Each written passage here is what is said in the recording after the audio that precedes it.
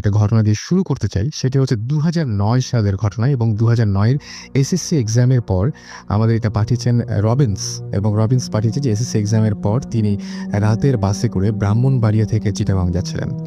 ফেনী স্টেশনে একটা ফ্যামিলি উঠল তাদের বাসে, এবং তারা বলল যে তারা ঢাকায়, আচ্ছা তারা বলল তারা আমাকে ঢাকা মেট্রো আমার দেখা মাত্র, আচ্ছা এটা ঢাকা লিখেছেন উনি, আচ্ছা যাই হোক, দেখা মাত্র তিনি যেটা করলেন, তিনি বললেন যে আমাদের সামনে এসে দাঁড়ালেন এবং আমার পাশেই সিট ছিল, এবং সেই আশেপাশে যতগুলো সিট ছিল সেই সিটগুলো তিনি বুক করে ফেললেন। এবং তাদের মধ্যে একজন তাকে ভাইয়া বলে ডাকলো। তখন একজন মহিলা তার পাশে বসে তার দিকে এক দৃষ্টিতে অনেকক্ষণ ধরে তাকিয়েছিল। আর তিনি বললেন যে আমি তাকে কিছু বলার আগেই সে আমাকে বলল যে আমি নাকি দেখতে একদম তার ছেলেটার মতো, যে ৫ বছর আগে হারিয়ে গিয়েছে। এবং চিটাগং পর্যন্ত অনেক কথা হলো, অনেক ঘটনা তারা নিজেদের মধ্যে আলোচনা করলেন, মহিলা এবং আমাদের সাথে অনেক ধরনের কথা হলো। এবং কদমতলিতে বাস স্ট্যান্ডে এসে তারা সবাই নেমে গেল। যাওয়ার সময় তারা যেহেতু অনেকক্ষণ ধরে বাসে একসঙ্গে ছিলেন এবং অনেক ঘটনা ঘটেছে, সো তারা যাওয়ার সময় তাদেরকে ঠিকানা দিয়ে গেলেন, যে অ্যাড্রেসে তারা থাকেন সেই অ্যাড্রেসটা দিয়ে গেলেন এবং মোবাইল নাম্বার তিনি দিয়ে গেলেন। এবং তিনি বলেন মোবাইল নাম্বার চাইলাম, বাট তারা জানালো যে তাদের কাছে মোবাইল নাই। ওকে, তার মানে মোবাইল নাম্বারটা পাওয়া যায়নি।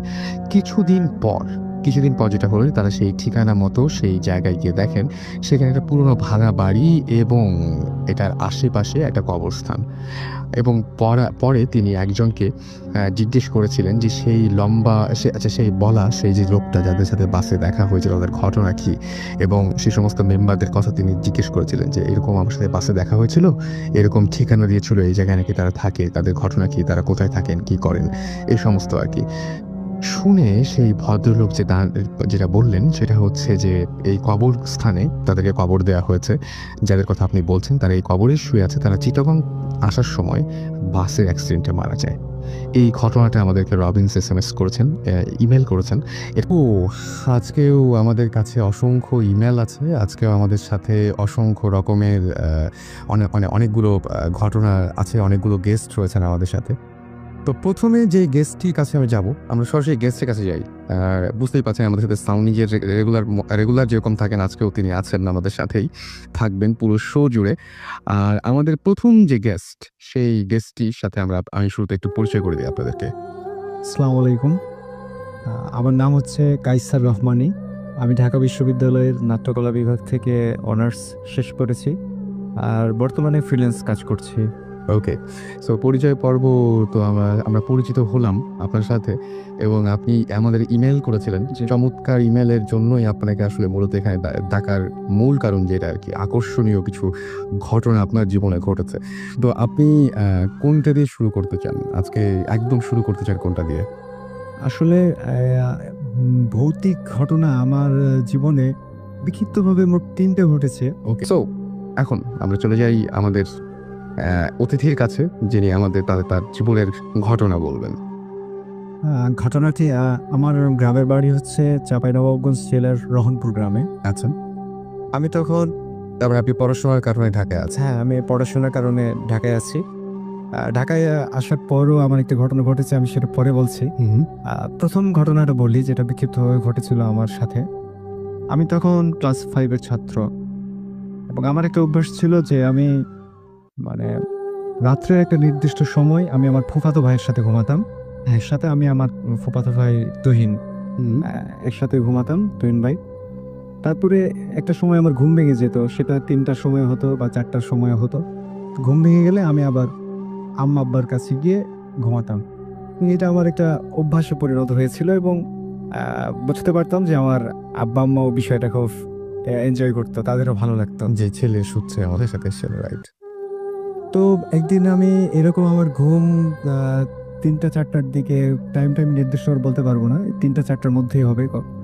তারপরে আমি আম্মার ঘরে যাই, আম্মাকে ডাক দিই। আমার ঠিক বিছানার মানে যেভাবে আম্মারা ঘুমাতো তার মাথার পাশেই জানালাটা ছিল, এখান থেকে ডাক দিতাম। জানালাটা ভাঙা ছিল, পুরোনো বাড়ি ছিল। আচ্ছা, তো আম্মাকে ডাক দিলাম, আম্মা দরজা খুললো, তখন আমি ভিতরে গেলাম। তো আমি যাওয়ার পরে ঘুমানোটা, আমরা তো সাধারণত মানে সোজা হয়ে ঘুমাই, বিছানাটা যেরকম থাকে, কিন্তু যখন লম্বা হয়ে শুয়ে থাকি, রাইট। দৈর্ঘ্য যেটা মানে খাটের এক প্রান্তে মাথা থাকে, আরেক প্রান্তে পা থাকে, এরকম হয়ে যায়। তো তারপর আমি যখন ঘুমাতাম তখন এটা ঠিক মানে প্রস্থ যেটা খাসের যে প্রস্থ সেই অনুযায়ী হচ্ছে, সেই অনুযায়ী একসাথে পাশাপাশি অনেক লোক শোয়া যায়। হ্যাঁ, তিনজন এভাবে ঘুমাতাম। আমি মাঝখানে, এক পাশে আব্বা আর আমার এক পাশে আম্মা। তো আমি একটা সময় কথা বলতে বলতে বা গল্প শুনতে শুনতে ঘুমিয়ে গেছি। হ্যাঁ। ঘুমিয়ে যাওয়ার পর আমার স্পষ্ট মনে আছে আমি চোখ খুললাম। চোখ খুলে দেখি যে ঠিক আমার সামনে আঞ্চলিক ভাষায় যেটাকে বলে খাটের পাশেই, মানে মশারি টাঙানো হয় যে স্ট্যান্ডটাই, সেই স্ট্যান্ড ধরে একজন বৃদ্ধ মহিলা, হুম। অনেক বয়স, সাদা শাড়ি পরে আছেন। উনি খাটের স্ট্যান্ডটা ধরে আমার দিকে তাকিয়ে হাসছে, এবং তার হাসিটা আমার চোখে সবসময় ভাসে যে কোনো ভয়ঙ্কর হাসি না, মনে হচ্ছে যে আমাকে দেখে তার ভালো লাগছে, একটা স্নেহের হাসি। সেই হাসিটা উনি আমাকে মানে হাসছেন। এবং আমি হয়তো তখন এত কিছু বুঝতাম না বলে আমিও বিন্দুমাত্র ভয় পাইনি। হ্যাঁ। আমিও ওনাকে দেখে হাসছি, উনিও হাসছেন, আমিও হাসছি। এবং সে বৃদ্ধ মহিলাটা সাদা শাড়ি পরেছিল এবং ওনার সমস্ত মুখমণ্ডল গোটা গোটা, যেটাকে ঘা বলা যায় আর কি, মুরো মুখ সেটাতে ভর্তি আর কি, গোল গোল, পুরো মুখে গোল গোল চিহ্ন, এবং মানে উঁচু হয়ে আছে জায়গাগুলো। রাস্তায় মাঝে মাঝে কোনো ভিক্ষুকদের দেখা যায় এভাবে শরীরে অনেক কিছু সিস্ট টাইপের, হ্যাঁ হ্যাঁ, কিছু একটা। ওই রকম পুরো মুখে। কিন্তু উনি আমাকে দেখে হাসছে, যেভাবে একটা বাচ্চাকে দেখলে মানুষ মানে আদরের ভাষায় হাসে, সে হাসিটা উনি আমাকে দেখে হাসছেন এবং আমি ওনাকে দেখে হাসছি। তারপরে আমি এটা দেখতে দেখতে আমি এক সময় ঘুমাই যাই, এবং ঘুমাই যাওয়ার পরে আমি একটা কেমন অনেক রকম বিক্ষিপ্তভাবে, স্বপ্নটা আমার মনে নাই, আমি একটা স্বপ্ন দেখেছি। তো আমি এই কারণে কনফিডেন্ট যে আমি দেখেছি। এখন সেটা আমার দৃষ্টি ভ্রম কিনা বা আমি সেই মানে সেই বিশ্লেষণে যাচ্ছি না, সেই প্রশ্নই আসছে না। কিন্তু আমি দেখেছি এবং দেখে আপনি ভয় পাননি, right? এবং দেখে আমি ভয় পাইনি, আমার ভালো লেগেছে। ওকে, অনেক ইন্টারেস্টিং ঘটনা মনে হচ্ছে। এটা কিন্তু জাস্ট শুরু। উনি যে ইমেলটা করেছিলেন সেটা আমরা সবার পরে শুনবো তার কাছ থেকে। আমাদের আরও দুজন গেস্ট রয়েছেন, আমরা তাদের কাছ থেকে একটা ঘটনা জানতে চাই। সেই ঘটনাটা, এটা তো আপনি বলেন চাঁপাইনবাবগঞ্জের ঘটনাটায় আমরা রাইট, এবং চাঁপাইনবাবগঞ্জ থেকে অনেকক্ষণ যেতে লাগে সেরকম একটা জায়গার ঘটনা শুনবো। সেটা হচ্ছে Cox's Bazar, right? Yes, Cox's Bazar. So নামটা আগে শুনে নেই। আমার নাম আরমান বিন কামাল। কোথা থেকে এসেছেন আপনি? আমি সরাপাড়া থেকে এসেছি। শেওড়াপাড়া, ঢাকা। আপনি? আমি তানজিম চৌধুরী মিল্টন, আমি আরমানের ফ্রেন্ড। আমার ফ্রেন্ড।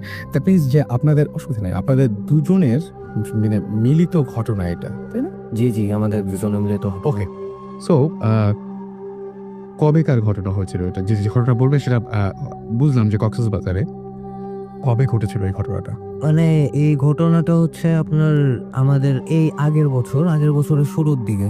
আর গত বছরের শুরুর দিকে। আমি মিরপুর বাংলা স্কুলে ক্লাস 10-এ পড়ি আর কি। গত বছর 9-এ পড়তাম, আমাদের প্রথম সাময়িক পরীক্ষা শেষ হয়েছিল আর কি। আমি আর আমার বন্ধু মিল্টন মিলে প্ল্যান করলাম যে কোথাও ঘুরতে যাওয়া যাক। সেই সময়ের ঘটনা। ওকে, ঘটনা কোথাও ঘুরতে যাওয়া যাক।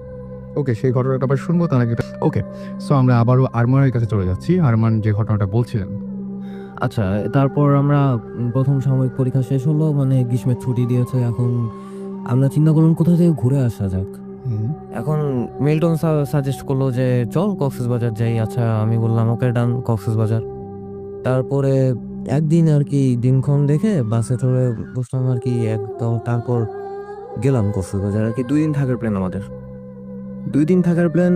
এখন আমরা ওখানেই একটা হোটেল মানে ভাড়া করলাম, একটা রুম, 2 জন মানুষ যেহেতু একটা রুম ভাড়া করলাম। এখন প্রথম দিনটা জাস্ট কক্সবাজারের আশেপাশের বিচটা ঘুরে টুরে দেখলাম। এখন চিন্তা করলাম যে আমার ঢাকায় যখন ছিলাম তখন বন্ধুরা বলছিল যে হিমছড়িটা দেখে আসিস পারলে আর কি। হিমছড়ি খুব সুন্দর জায়গা, পাহাড় টাহাড় আছে, জঙ্গল জঙ্গল আছে, দেখে মজা পাবি।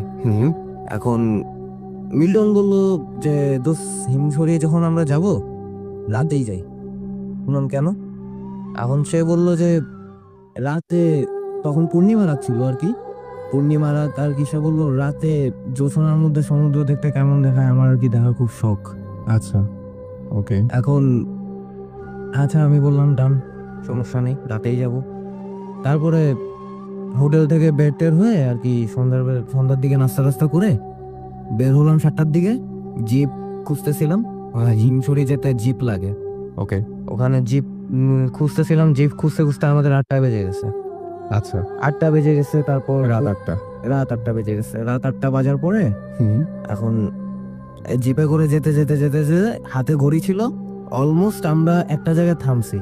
হুম, মানে জায়গাটা ভালো লাগছে, বলছি যে আয় এখানে একটু নেমে হাঁটাহাঁটি করি, ছবি টবি তুলি আর কি। তারপরে ওকে নামলাম তখন। ওই রাতের বেলাতেই? জি। আচ্ছা, এখন ঘড়িতে বাজে হচ্ছে রাতের 9:30। তখন আমরা যখন নামলাম মোটামুটি 1.5 ঘন্টা লাগছে। এখন ওখানে নামছি, তারপর বললাম যে ড্রাইভার সাহেব একটু দাঁড়ায় থাকেন।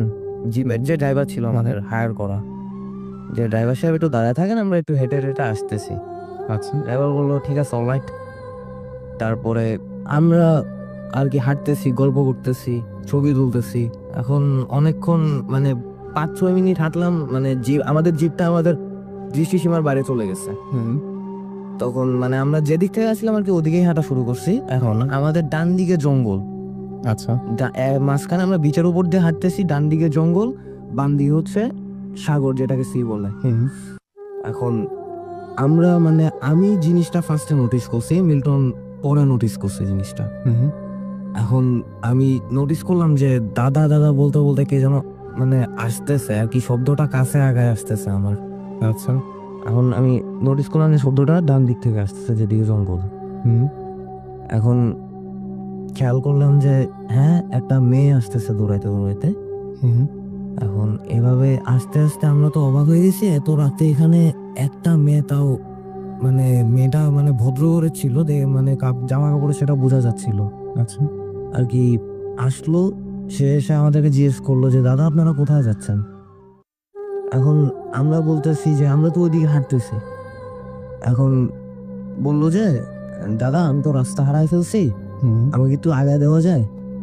এখন আমরা তো মানে একা মেয়ে মানুষ, ভরসা করতে পারলাম না। তারপর আমি আর আমার ফ্রেন্ড একটু আলোচনা করে নিলাম হুম, যে ঠিক আছে, একে কি আগায় দেওয়া যায়। তারপর আমার ফ্রেন্ড বললো যে অলরাইট, কোনো সমস্যা নেই, আগায় দিই। তারপরে বললাম আপনার বাসা কোথায়।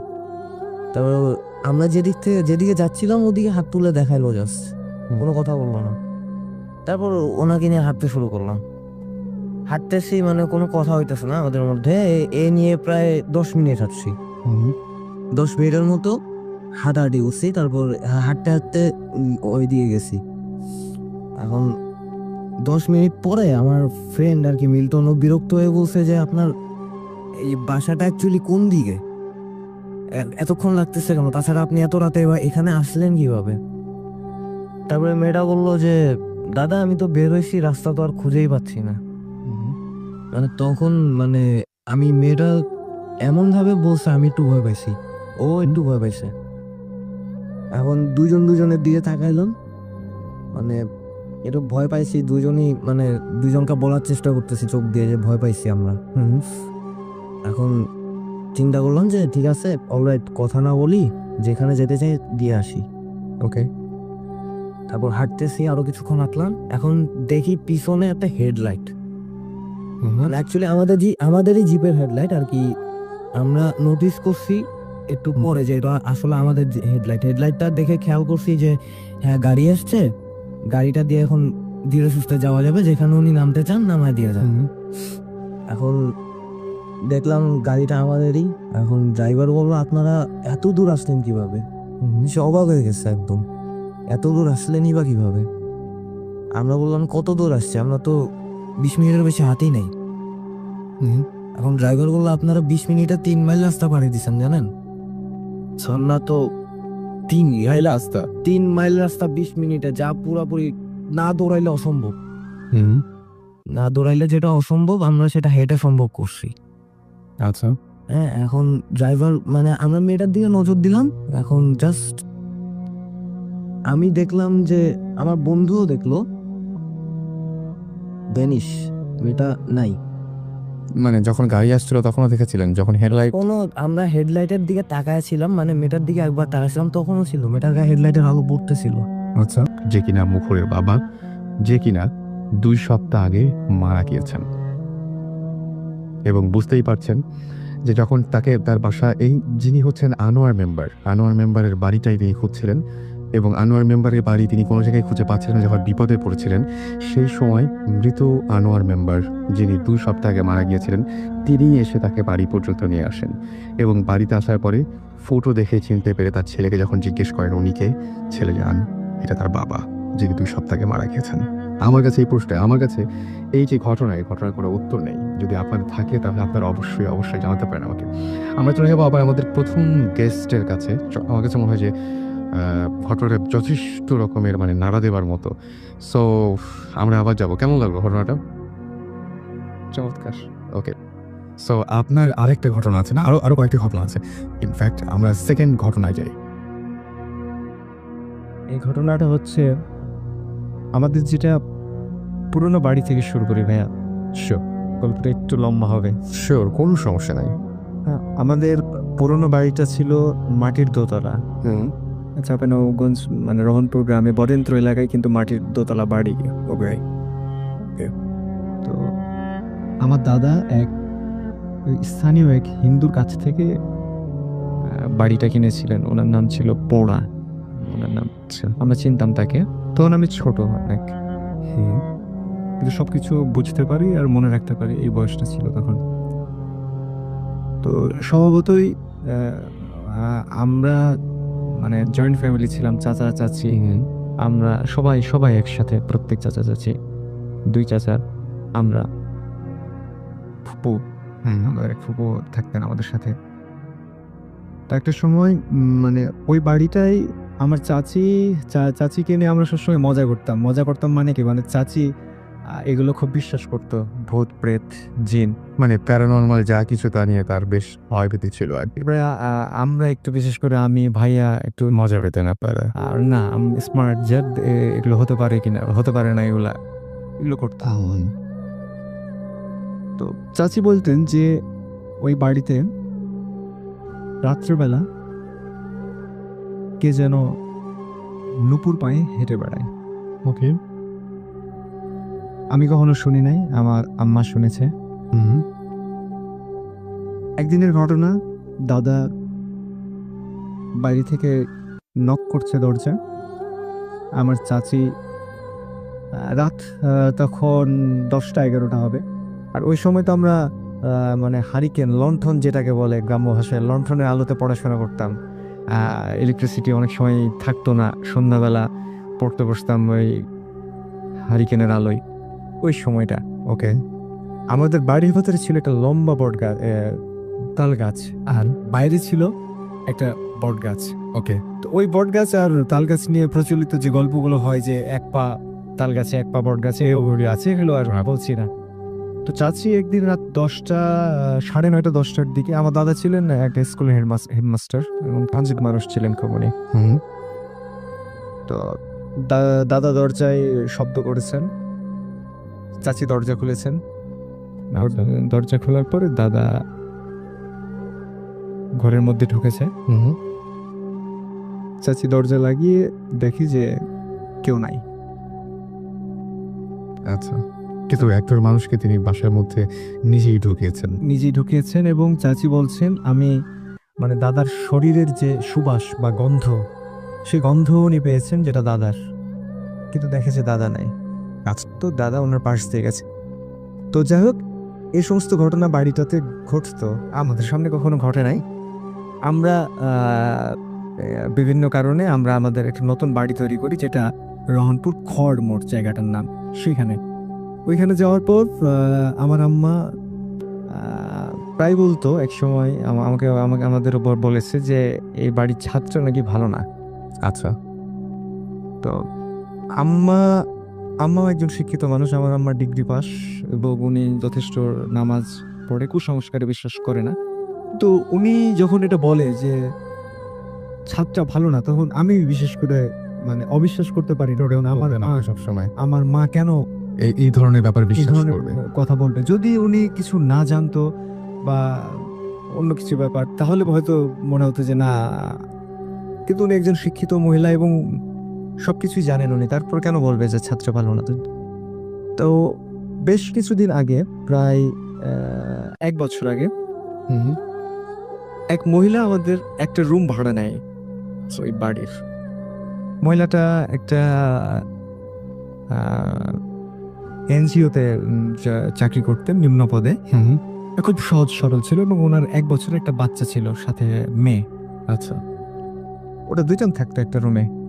আমি ছুটিতে ঢাকা থেকে, বিভাগের ছুটি ছিল, আমি তখন বাড়ি গেছি। বাড়ি গিয়ে ওনার সাথে পরিচয় হয়েছে, কথা হয়েছে এবং স্বাভাবিকভাবেই গ্রামের মহিলারা যেরকম মা সুলভ আচরণ করে, সেরকম বোন কিছু আচরণ করে ওইরকম ভাবে, যার ফলে অনেক মানে আপন হয়ে গেছিলেন উনি। তো উনি একদিন ছাদে উঠেছিলেন আমাদের। ছাদে ওঠার পর আম্মাকে বুবু বলতেন। আচ্ছা, ছাদে ওঠার পর উনি ছাদে উঠে নামার পরে আম্মাকে বলছে যে বুবু, আমি তো ছাদে উঠেছিলাম, হুম তো আমার কি যেন হলো।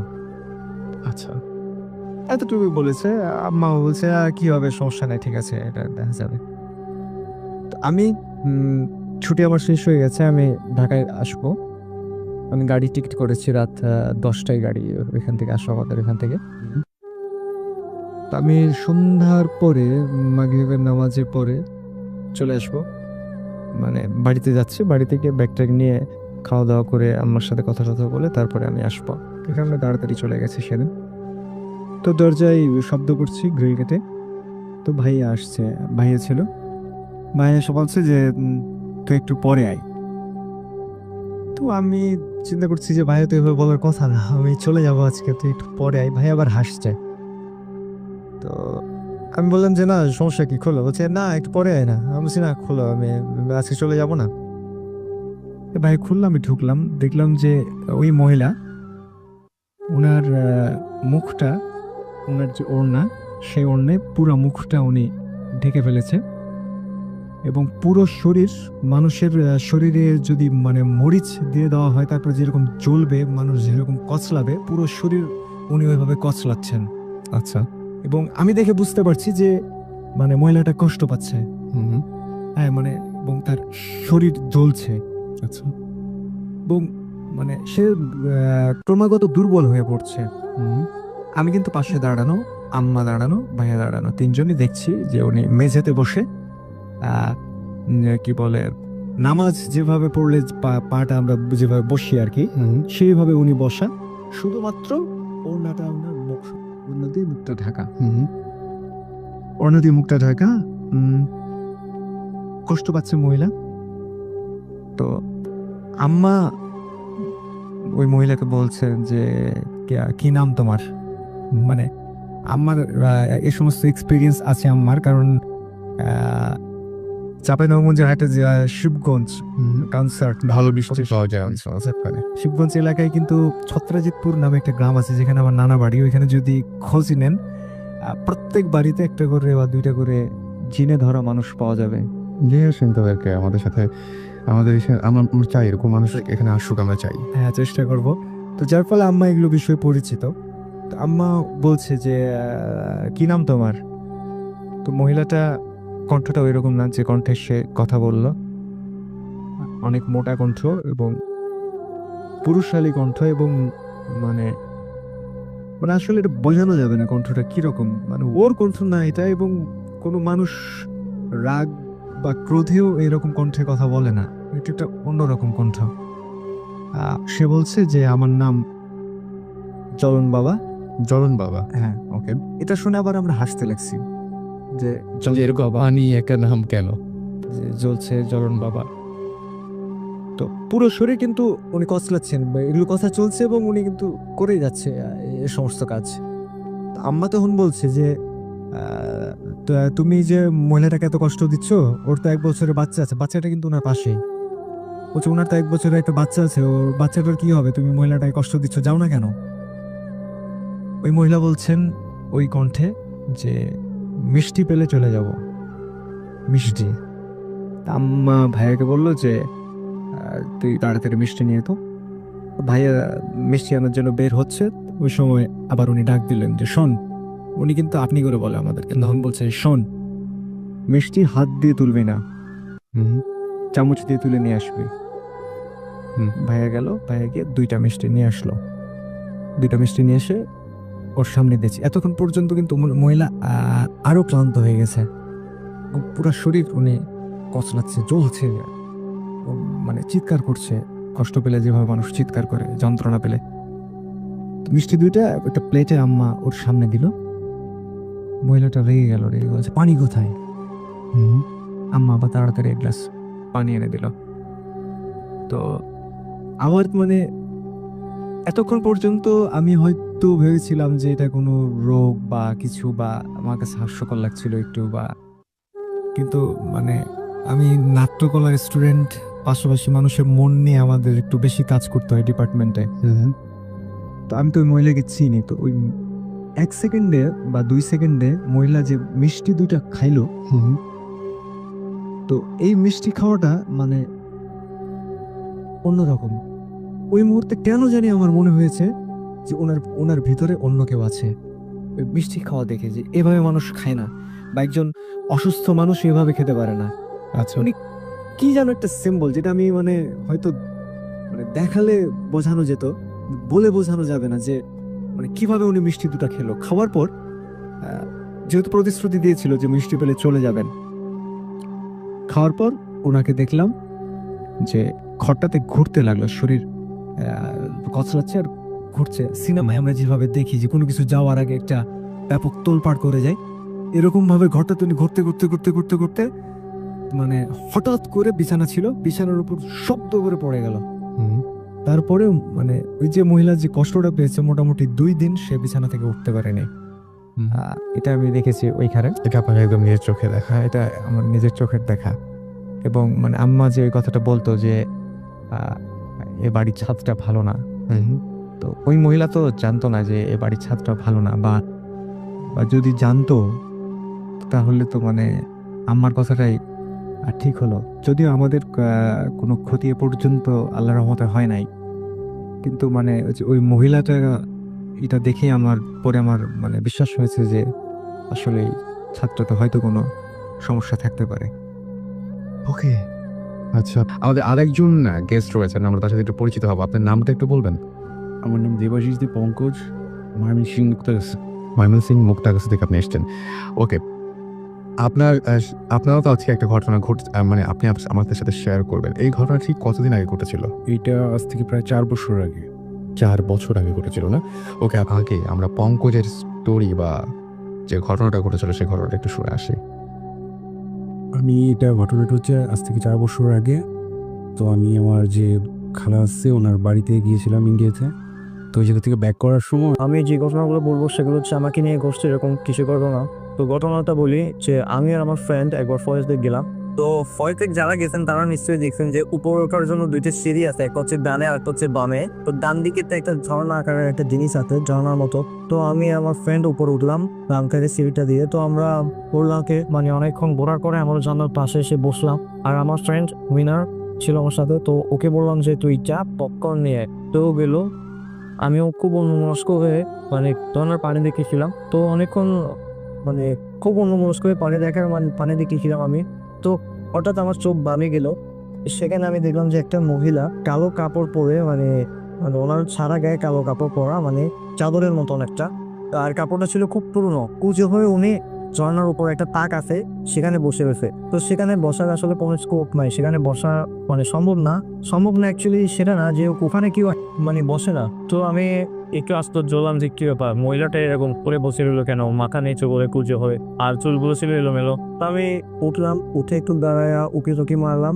তারপরে আমি ভাবলাম যে হয়তো বা এমনি বসে রয়েছে। যাই হোক, আমি আবার আমার মতো যেতে যেতে করতেছি।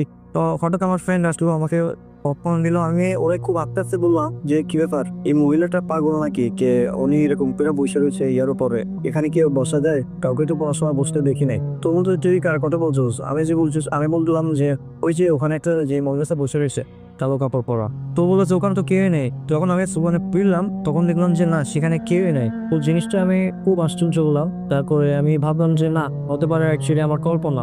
যাই হোক, আমি তারপর আর কারোর সাথে ঘটনাটা শেয়ার করে নেই। তো আমি 3-4 মাস পরে আমি ঢাকায় গেলাম আমার একটা কাজিনের বাসা। কাজিন অ্যাকচুয়ালি আমার ফ্রেন্ড ধরনের। তো যাই হোক আমি গেলাম সেখানে। তো অনেকদিন জায়গা সাক্ষাৎ নাই ওর সাথে, তারপর আমার কথা বলতেছি ওর সাথে। তো হঠাৎ কথা চলে মানে ভয়েস লিক চলে যাচ্ছে। তো বলতো তোদের ভয়েস লিকটা অনেক ভয়ঙ্কর, যেমন সব বলছি এমনি ভয়ঙ্কর। আমি ওরে বললাম যে কেন বলতো দোষ? ও বললো যে আমি আর আমার একটা ট্রেন আমরা গেলাম ভয়েস লেগে একবার। তো ফয়েজ লেকে যখন আমরা গেছি তখন মানে অনেকটা সন্ধ্যা, তখন আমি একটা জিনিস দেখলাম। বললাম কি? দেখলাম যে ঝর্ণার মানে যেখানে একটা ঝর্ণা আছে, তো ওটার উপরে তাকে একটা মহিলা কালো কাপড় পরা এবং সে কুচু করে বসে রয়েছে। আর তখন ছিল মানে সন্ধ্যা, আর আমিও দেখি সন্ধ্যায়। তো আমি মানে মনে মনে বললাম, তখন আমি ওরা বলি নাই, আমি তখন মনে মনে বললাম যে কি ব্যাপার, ঘটনাটা তো আমার সাথে মিলে যাচ্ছে। যাই হোক দেখুন আমি ও মানে শুনলাম যে ও বলতেছে যে মানে মহিলাটাও ওখানে বসে রয়েছে। তো ওর ফ্রেন্ড কি করলো, মহিলাটার কাছে গেল এবং সে ওনাকে মানে ডাকলো।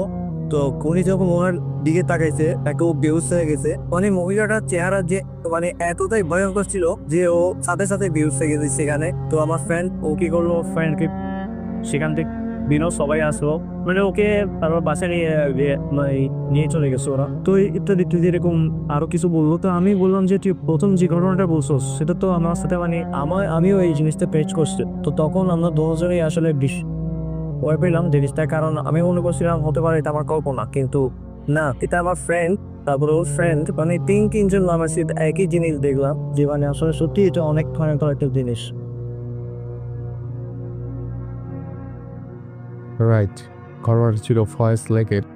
এবং ফয়েজ লেক সম্পর্কে আমাদের আরও ঘটনা আছে, যেমন আমাদেরকে সহমিতা আচ্ছা আচ্ছা না, আমাদেরকে আরেকজন SMS করেছেন, ইমেল করেছেন, তার নাম হচ্ছে সিফাত ইমেল করেছেন, এবং তিনি ইমেল করেছেন চিটাগং থেকে। তারও ফয়েজ লেক নিয়ে একটা ঘটনা জানা আছে, সেই ঘটনা তিনি শেয়ার করেছেন। সময়টা ছিল রাত, আর রাতটা ছিল থার্সডে নাইট। হিরণ বরাবরের মতো বড়শির সিট কিনেছিল। আচ্ছা, বড়শির সিট কিনেছিল। এইবার সিট কিনেছিল ভাটিয়ারি লেকে। ওকে, মানে এটা কি মানে বড়শির সিট আমি ঠিক জানি না, এটা মনে হয় মাছ ধরার জন্য কোনো একটা কিছু, এবং এটা চিটাগংয়ে যারা আছে তারা আরো ভালো বুঝতে পারেন। ভাটিয়ারি লেকে রাত ধীরে ধীরে গভীর হতে লাগলো। আপনারা হয়তো জানেন যে লেকে, নদীতে কিংবা সাগরে বড়শিতে খুব একটা মাছ ধরে না, যে কয়েকটা লাগে তাও বড় সড়ই লাগে। হিরণের সাথে একজন পার্টনারও ছিল। হিরণ হঠাৎ খেয়াল করলো পার্টনারের যিনি সাথে ছিলেন তিনি ঘুমিয়ে পড়েছেন, কারণ তার পার্টনার জানতেন হিরণ ঘুমোবে না। রাত আরও গভীর হতে লাগলো। হঠাৎ হিরণ খেয়াল করলো ছোট একটা ছেলে সাঁতরে লেক পার হচ্ছে। একবার এপার থেকে ওপার যাচ্ছে, আর একবার ওপার থেকে এপার আসছে। চাঁদের আলোতে ছেলেটির গায়ে পড়ার সাথেই কালো বর্ণের ছেলেটিকে দিকে হিরণের দৃষ্টি আটকালো।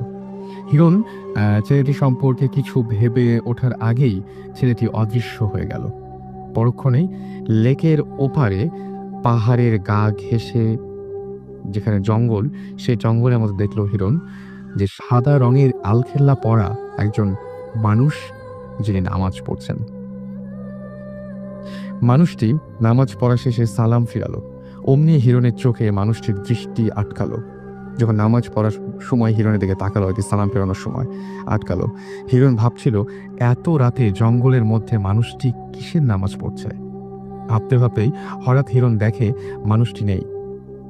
সেই পরপর দুটি মানুষকে দেখলো, একজনের একজন সাঁতরে লেক পার হচ্ছিল, আর একজন জঙ্গলের ভেতরে নামাজ পড়ছিল।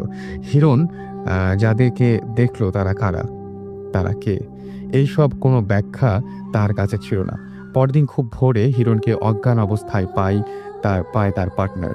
পরদিন খোঁজ খবর নিয়ে স্থানীয় মানুষদের কাছে জানা গেল রাতে এরকম অনেকেই অনেক কিছু দেখে। হিরণেরও সেরকম একটা ব্যাপার হয়েছে এবং হিরণের কাজিন সিফাত এই ঘটনাটি আমাদের ইমেল করেছেন।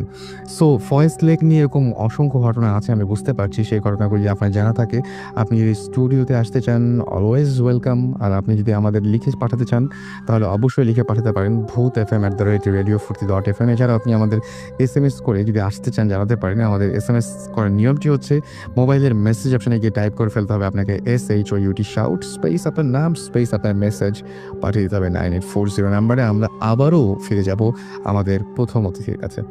ওকে, একটা নামটা বলে আবার শুরু করবেন। অনেকেই হয়তো অনেকক্ষণ আমরা অন্য বিষয় নিয়ে আলোচনা করেছি। সো ওর নাম কাইসার রহমানি। উনি এর আগে দুটো ঘটনা বলেছেন পরপর, তাই না? চাঁপাইনবাবগঞ্জের ঘটনা। হ্যাঁ, চাঁপাইনবাবগঞ্জে।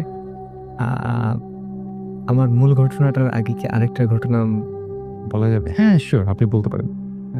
সেই ঘটনাটাও আমিও প্রত্যক্ষদর্শী।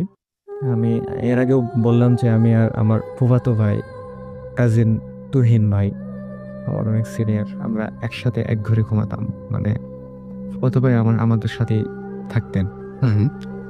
তখন আমি ক্লাস 8 অথবা 9-এ পড়ি। তো আমাদের বাড়িটা মাটির দোতলা, তার পাশে আবার একটা ছোট্ট কয়েকটা ঘর।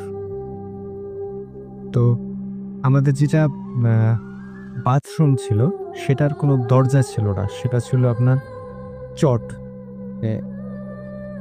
গ্রামে চট বলে ওটাকে আর কি, ওটা দিয়ে দেওয়া হয়েছিল ওটার উপরে বাথরুমে। তো আমি ঘরে তিন ভাইয়া প্রায় রাত তখন 2:30-3টা এরকম হবে, উঠেছে বাথরুমে যাবে এর জন্য। ওকে, তো উঠে দেখে যে পানির শব্দ। তো উনি লাইট যেহেতু উনি অন করেছে, আমার ঘুম ভেঙে গেছে। তো উনি আবার ভাবলো যে মামি মানে আমার আম্মা অথবা আব্বা থাকতে পারে। তো উনি আম্মার কথাটা বেশি মনে করছে, হ্যাঁ মামি হয়তো আছে, এই জন্য আবার চলে আসছে ওখান থেকে ঘরে। 10-15 মিনিট পরে আবার সেখানে গেছে, দেখেছে পানি পড়ছে। ওকে, তো উনি বিষয়টা খুব সহজভাবে নিয়েছে, আসছে। এসে আবারও প্রায় 15-20 মিনিট পরে গেছে, দেখেছে তখনও পানির শব্দ। পানি ব্যবহার করলে যেরকম শব্দ সেরকম শব্দ আছে। তারপরে এসে আমাকে বলছে যে কি বাথরুমে মনে হয় মামি গেছে অথবা মামা গেছে। মানে আমি জিজ্ঞেস করেছি যে কি ব্যাপার। তো এতক্ষণ লাগার তো কথা না, প্রায় 45 মিনিট 1 ঘন্টা হয়ে গেছে এরকম। তখন আমি রুমে বসা, তুই ভাইয়া ওই যে জানালার কথা বললাম, ওই যে জানালায় গিয়ে বলছে মামি মামি এভাবে ডাকছে। তখন আম্মা কথা বলেছে। আম্মা যখন কথা বলেছে তখন মানে তিন ভাইয়ের ফার্স্ট প্রশ্নটা মাথায় আসছে যে তাহলে ওইখানে গিয়ে বাথরুম রহমানি যেহেতু রুমে, মামি রুমে, তো বলছে যে বাথরুমের লাইটটা জ্বালান তো। মানে জিম লাগে বাথরুমের লাইটটা আমাদের ঘর থেকে, আম্মার ঘর থেকে যেত। আম্মা এটা দিয়েছে, তো লাইটটা দেওয়ার আগেই তুই ভাই আবার ওই রুম থেকে বাথরুমের ওইখানে গেছে। তো উনি দেখি কি এক মহিলা এবং মহিলার সাথে একটা 2-3 বছরের বাচ্চা, দুইজনই বাথরুম থেকে আচ্ছা, বের হয়ে তুই ভাইও, মানে আমাদের আবার একটা গোল ঘর ছিল ওইদিকে। গোল ঘরটা ছিল, পরবর্তীতে গরুও ছিল না, গোল ঘরটাকে মানে আর ছিল না, যাতায়াত করা যেত গোল ঘরের ভিতর দিয়ে, কিন্তু যাতায়াত করা যেত, কিন্তু বাড়ির বাইরে আপনি যেতে পারবেন না, মানে স্পেস আর কি, মানে ভেতরে। বুঝতে পেরেছি। তো ওইখানে মানে ওইদিকে ওনারা মানে ওই দুজন বাচ্চা এবং মহিলা দুইজনই দৌড় দিয়েছে। ওকে, দৌড় দিয়ে দেখে তুই ভাইয়াও ওদের পিছনে দৌড় দিছে। একটা সময় মহিলাটা, মানে গ্রামের ভাষায় এটাকে ড্যানা বলে, বাহুটা, মহিলাটা ওই ছেলের এই বাহুটা ধরা মাত্র মানে ওইখান থেকে নিখোঁজ। মানে দুজন অদৃশ্য হয়ে গেছে কিরকম? দুইজন অদৃশ্য হয়ে গেছে একদম চোখের সামনে, একদম চোখের সামনে। তখন আমি আসছি, আম্মাও আসছে, দিয়ে বললো যে এই ঘটনা। বাথরুমে গেলাম, বাথরুমে গিয়ে দেখলাম যে অনেকক্ষণ বাথরুম ইউজ না করলে দেখতে কিন্তু খুব ভালো লাগে, যে বাথরুমে কোনো পানি নাই, শুকিয়ে গেছে, শুকিয়ে গেছে পুরা বাথরুম, শুকিয়ে গেছে, শুকানো মানে ওখানে কোনো পানির ব্যবহার হয়নি, কিন্তু পানির আওয়াজ পাওয়া গিয়েছে। আওয়াজ পাওয়া গিয়েছিল। তো এবার আমার মানে যে নেক্সট এটা বুঝতে বেশ ভয়ঙ্কর ঘটনা। সেটা হচ্ছে যে আমার এসএসসি পরীক্ষার সময় আমার আব্বা মারা যায়। আব্বা মারা যাওয়ার পরে আমি ঢাকায় খালাম্মা খালুর কাছে মানুষ হয়েছি। এই পর্যন্ত আমি খালাম্মা খালু মানে আমার দেখাশোনা করেন। তো আমি ঢাকায় আসার পর খুব অনেক দিন পর পর বাড়ি যাই।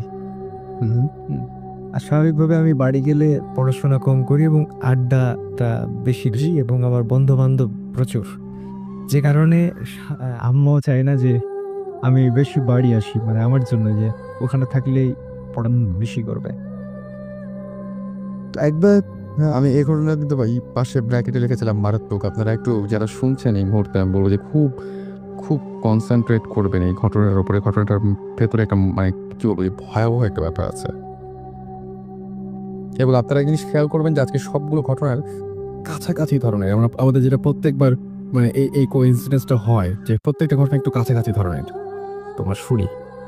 তো প্রথমে আমাদের গ্রামটার একটু বর্ণনা দিই যে চাঁপাইনবাবগঞ্জ জেলার লাস্ট স্টেশনটা হচ্ছে রহনপুর স্টেশন, মানে ওটার পরে ইন্ডিয়া। আমি গিয়েছি, আমি ওই দিক দিয়ে মানে ওই পুরো জায়গাগুলো আমার দেখা আছে, এই জন্য যে আমি ওই দিক দিয়ে একবার ইন্ডিয়া গিয়েছিলাম। আচ্ছা, হতে পারে।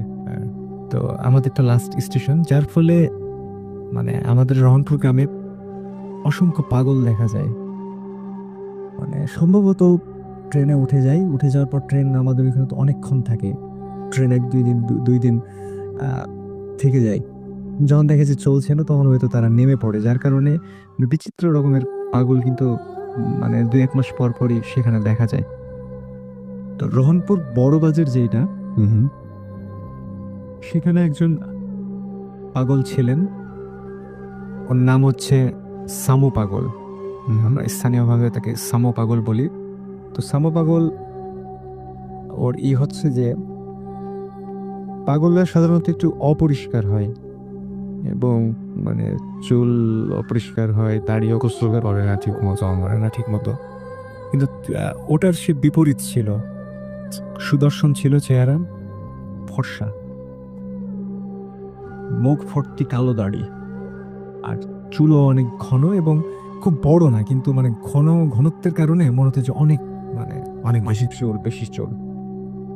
এবং আমি দেখেছি ওনাকে যে উনি বসতো মুনি ঋষিদের মতো, মানে চাল চলনে একটা আভিজাত্য ছিল। এবং মানে পাগলরা পাগলামি করতো, ও কিন্তু পাগল, কিন্তু পাগলামি করতে আমি কখনো দেখি না। রহনপুর বড় বাজার যেটা মানে বাজার একটা, ওই বড় বাজারে সিলেক্টিভ 5 থেকে 6টা দোকানে সে নিয়মিত বসতো, আর ওখানে থাকতো, ওখানেই ঘুমাতো। বাজারের যে ছাউনিগুলো, যে দোকানগুলোতে বসে থাকতো, তো বসতো। আবার মুনি ঋষিরা ধ্যান করে যেভাবে, ঠিক ওইভাবে বসতো, আর বিড় বিড় নিজে নিজে কি বলতাম, আর সিগারেট খেত। তারপরের দিন বিকেলবেলা বন্ধুদের সাথে আড্ডা দিচ্ছি, আমার বন্ধু রাজু, তাজ, এরা সবসময় আড্ডা দিই একসাথে বসে আড্ডা দিচ্ছি। আড্ডা দেওয়ার সময় বলছি যে আবদারটার কথা বললাম সামুর, যে সে সামুর সাথে এরকম দেখা 2 দিন টাকা দিলাম, এখন আবার ওর নাকি ঠান্ডা লাগছে, সাদা চাদর নেবে। কথা বলা মাত্র ওরা হাসতে লাগছে। মানে আমি কিছু বুঝে উঠতে পারছি না, প্রচন্ড হাসছে তারা, যে কি ব্যাপার, হাসছিস কেন? তো ওরা ফাজলামি করতে শুরু করলো আবার, যে কি চাইছে তোর কাছে? আমি বললাম যে চাদর। কত টাকা দিয়েছিস তুই? আমি কত টাকা দিয়েছিলাম মনে নেই আমার, বললাম যে হ্যাঁ দিয়েছি, এটা সেটা। ওরা আরো হাসছে। তো আমি যখন সিরিয়াস হলাম যে কি ব্যাপার, মানে ঘটনাটা কি বল, তখন বলছে যে সম্ভবত প্রায় 7-8 মাস আগে মারা গেছে। তো মানে এই কথা শুনে মানে আমিও বুঝতে পারছি না যে মানে ওরা কি আমার সাথে তাহলে কি ফাজলামি করছে নাকি। সেটাই, কারণ আপনার সাথে সামুর তার আগে কয়দিন দেখা হয়েছে? মোট আমার 3বার দেখা হয়েছে, এবং 2বার টাকা চেয়েছে, 1বার চাদর চেয়েছে। মাঝখানে শুধু 2 দিন দেখা হয় নাই তার সাথে আমার, মানে 4-5 দিন। প্রত্যেকবার কি গোরস্থানের সামনে দেখা হয়েছিল? প্রত্যেকবার গোরস্থানের সামনে, এবং লাস্টে একবার যে কিন্তু আমি তাকে গোরস্থান থেকে আসতে দেখিনি। আচ্ছা। মানে তার আশাটা হয়েছে হঠাৎ, সে কোথা থেকে কোন দিক থেকে আসছে এটা আমার মনে হয়নি। আর মনে হয়নি এই কারণে যে একটা পাগল মানে আসতেই পারে, আমার কাছে সেটা মনে হয়েছে। তো ওরা যখন বললো যে মানে সমু মারা গেছে, তখন আমি আমার ঘটনাটা মেলাতে পারলাম না। তখন আমি মানে কাউকে বিশ্বাস করাতে পারলাম না যে বিষয়টা আসলে আমার সাথে এই ঘটেছে। তো আমি তাদেরকে সব ঘটনা খুলে বললাম। ওদের মধ্যে হয়তো কেউ বিশ্বাস করলো, কেউ করে নাই।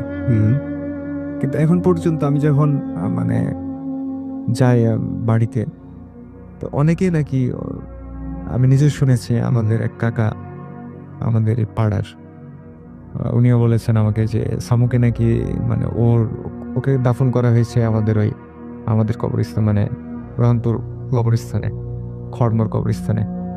তো দেখা যায় নাকি যে সামু ওই কবরের উপরে বসে জিকির করছে। আচ্ছা।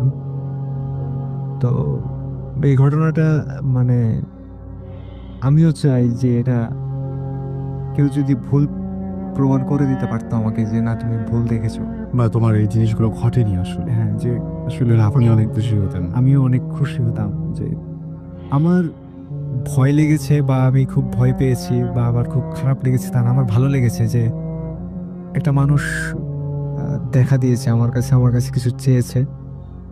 আমার সেটা মানে ভেতরে ভালো লেগেছে। কিন্তু যখন মানুষ বলে যে না এসব কিছু না, এটা তুমি ভুল দেখেছো, এখন দেখেছি তো আমি, বুঝবেন আপনি মানে একদম আপনি কি করে বুঝবেন যে আমি ভুল দেখেছি না ঠিক দেখেছি? দেখেছি তো আমি, এবং আমি দেখেছি, আমি সামুকে দেখেছি এবং সে এসেছে। এবং আমিও চাই যদি কেউ এটা প্রমাণ করে দিতে পারে যে না আসলে তুমি দেখোনি, কারণ আমার কাছে তো এখন এটা রহস্য হয়ে আছে যে মানে কেন আপনি আপনি একদমই বিলিভ করতেন না ব্যাপারগুলো যে এরকম হতে পারে বা এর ধরনের না। কিছু। সুতরাং এমন না যে মানে একটা জিনিস পরপর ৩ বার ঘটেছে আপনার কাছে হ্যাঁ, এবং আপনি জানতেন না যে এই লোকটা জীবিত না মৃত। হ্যাঁ, আমি জানতাম না, কারণ হচ্ছে যে একটা পাগল বেঁচে আছে না মারা গেছে এটা Important কারো কাছে। বন্ধুদের আড্ডার ভিতরে এটা একটা কোনো ইম্পর্টেন্ট বিষয় না। তো যখন আমি শুনলাম যে প্রায় 7-8 মাস আগে সামু মারা গেছে, তখন মানে আমি বা থান্ডার হয়ে গেছেন যে এটা কিভাবে সম্ভব হলো।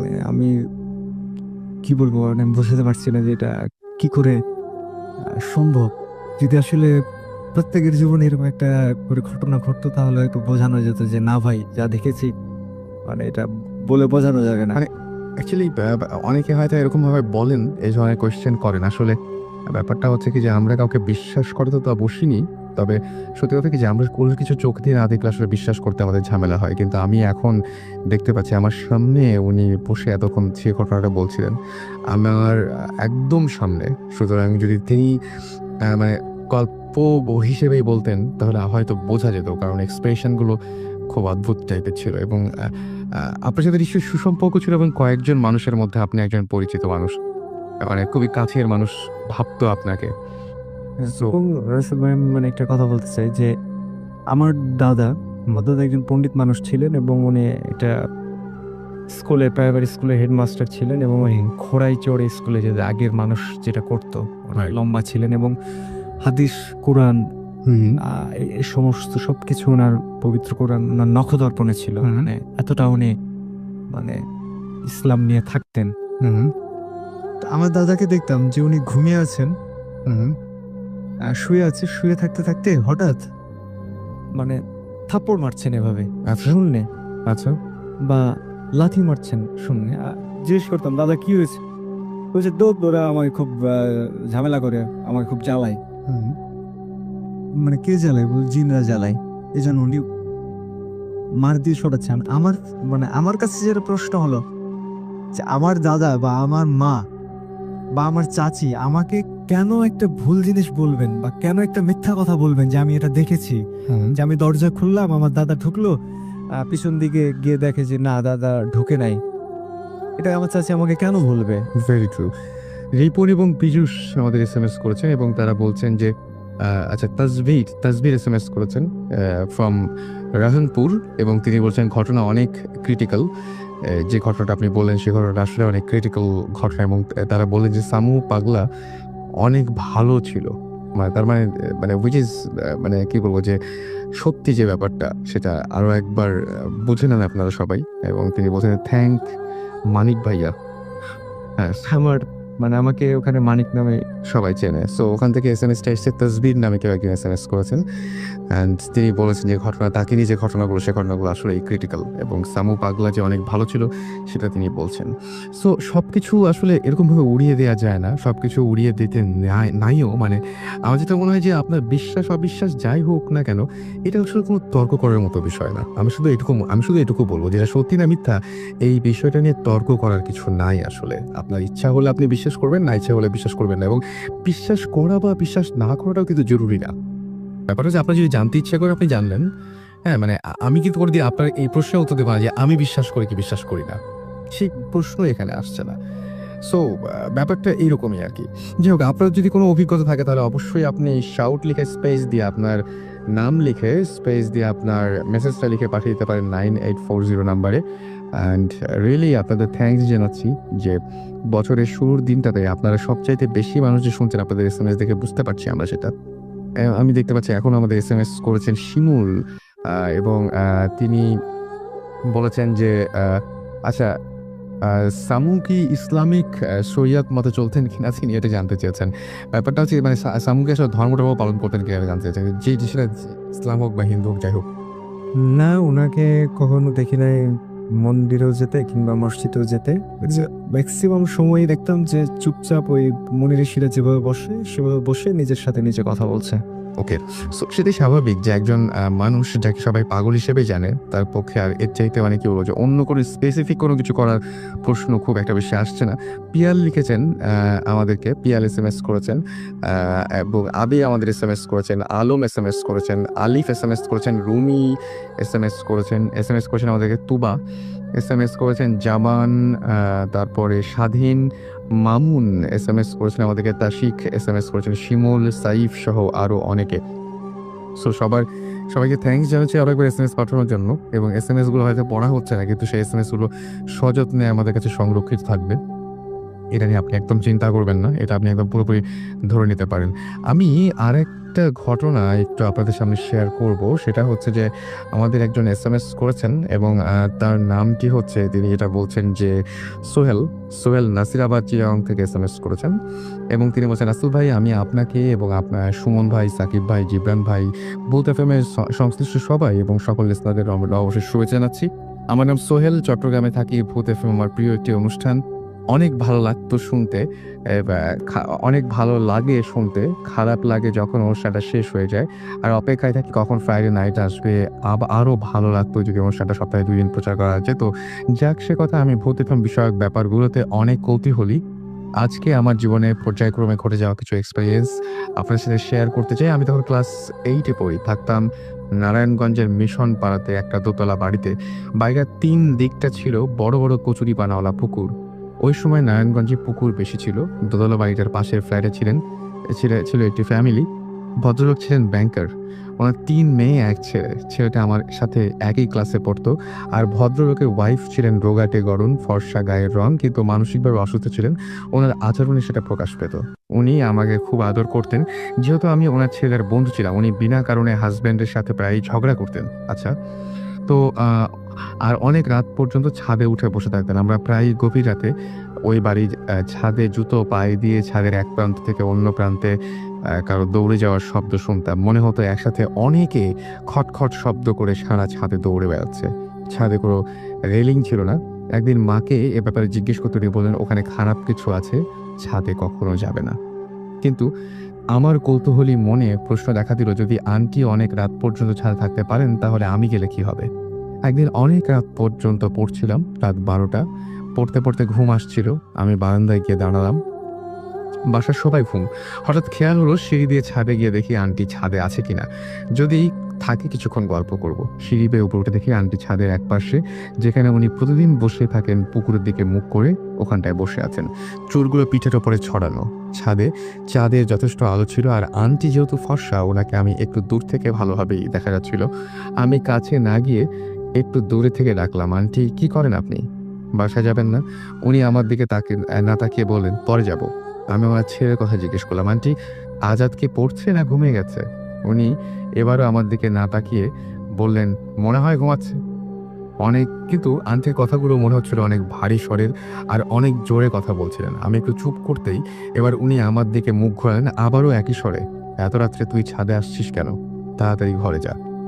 আমি ওনার কথা শুনে হয়তো ততটা ভয় পাইনি, কিন্তু ভয় পেয়েছিলাম ওনার চোখ দুটো দেখে, রীতিমতো অজ্ঞান হবার মতো। দেখলাম ওনার চোখ দুটো লাল টকটকে হয়ে আছে, মনে হচ্ছিল চোখ দিয়ে আগুন বের হবে।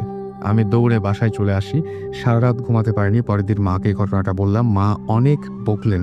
একদিন সুযোগ বুঝে আন্টির ছেলেকে কথাটা বললাম। সে বলল তার মাকে নাকি জিনে ধরেছে এবং জিন নাকি তার মাকে রাতে ছাদে নিয়ে বসিয়ে রাখে এবং জিন শব্দের সাথে পরিচিত হবার সৌভাগ্য তখন তার হয়নি। কোনো একদিন বাড়িওয়ালা কাজের মেয়েটা বড় মাছ কাটছিল। মেয়েটার বয়স হবে আনুমানিক 22-23। হঠাৎ তিনি দেখলেন যে মাছটাকে বটি দিয়ে না কেটে ধূপ ধূপ আওয়াজ করে কোপাচ্ছে। এমন সময় সে মাছটাকে একসময় কুচি কুচি করে ফেললো। এরপর সে মাছ কাটা রেখে চুল খোলা অবস্থায় নাচানাচি করতে লাগলো, কখনো গান গাইতে লাগলো। এরকম অদ্ভুত অদ্ভুত অদ্ভুত সব ঘটনা শুরু করলো সে। এবং একজন মানে এই ধরনের কিছু ঘটনা সেই বাসায় ঘটতো তিনি উল্লেখ করেছেন। এবং সেই বাসাতে যখন মানে কি বলবো যে তাকে সবাই মানে বাড়িওয়ালা এবং কয়েকজন বয়স্ক মহিলা তাকে বাসা একসময় সে হচ্ছে মানে কি বলবো জ্ঞান হারিয়ে ফেলে এবং বাড়ির সবাই তাকে হচ্ছে ওই যে জুতা বা ঝাড়ু এই সমস্ত দিয়ে পেটাতে শুরু করে। এরকম ধরনের ঘটনা সেই বাড়িতে ঘটতো। এবং ব্যাপারটা হচ্ছে এরকম অনেক ঘটনাই তিনি গল্পটা আসলে অনেক বড়, আজকে অত সময় নেই, আমি শেষ করবো হয়তো অন্য কোনো একদিন। তার আগে আমাদের যেহেতু গেস্ট আছে, আমরা গেস্টের কাছে ফিরে যাই। এই ঘটনাগুলো তার সাথে ঘটেছিল। আমি দেখলাম যে ঘটনাটা শেষ হওয়ার আগে আরেকটা নতুন ঘটনা শুরু হয়েছে। আপনার একটা ঘটনা আছে কক্সবাজার নিয়ে, আপনি বলছিলেন। আপনার নামটা একবার বলবেন? আমার নাম দেবাশিস পঙ্কজ। রাইট, পঙ্কজ, আপনার কিছু ঘটনা আছে, আমরা সেই ঘটনাগুলো খুব সংক্ষিপ্ত আকারে ছোট ছোট করে শুনতে চাই। তো ঘটনাটা হচ্ছে প্রায় 2 বছর আগের ঘটনা। আমি কক্সবাজার যাই। তো যাওয়ার পরে আমি একা যাই ওই পার। তো একটা সিএনজি নিয়ে বের হই। বের হওয়ার পরে ওই হিমছড়ির দিকে যে এইটা আছে, রাস্তাটা আছে, ওই রাস্তা দিয়ে যাওয়ার সময় আচ্ছা, আমি তাই একটা কথা বলবো যে ওই ঘটনাটা শেষ করে দিই আমি, যে কাজের মেয়েটাকে যখন পেটাতে শুরু করলো, কাজের মেয়ে কিছু কিছু গেস করতে পারতো। যেমন বাড়িওয়ালার বড় ছেলের বউ প্রেগনেন্ট ছিল। হ্যাঁ, বাড়িওয়ালার বড় ছেলের বউ প্রেগনেন্ট ছিল এবং তিনি একদম জাস্ট সেই কাজের মেয়েটাকে বলে দিয়েছিল যে আপনার নাতনি হবে। এবং বেশ কিছু এবং তারপরে দেখা যায় যে অজ্ঞান হওয়ার পরে যখন সে জাগতো আবার, তখন কিছু বলতে পারতো না এবং সে বললো আমার কি হয়েছিল, খালা গায়ে এত ব্যথা কেন, এরকম টাইপের। এবং সেই মেয়েটার কথা ঠিক হয়েছিল এবং সত্যি সত্যিই তার ছেলের মানে তার তার নাতনি হয়েছিল আর কি। তো এই ব্যাপারগুলো খুব মিরাকল, এই ব্যাপারগুলো ঘটে মানুষের জীবনে, কোনো উত্তর নেই কেন ঘটে আমরা জানি না। শুরু করি আমরা।